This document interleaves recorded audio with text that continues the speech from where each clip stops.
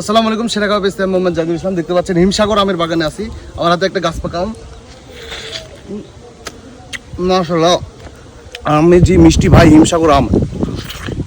আপনি আমাদের কাছে অর্ডার করে এই আম খাবেন ডেলিভারি ম্যানকে দাঁড়িয়ে রেখে। যদি মিষ্টি না হয় আপনাকে নিতে হবে না, টাকার সাথে সাথে রিটার্ন দেবো আমরা।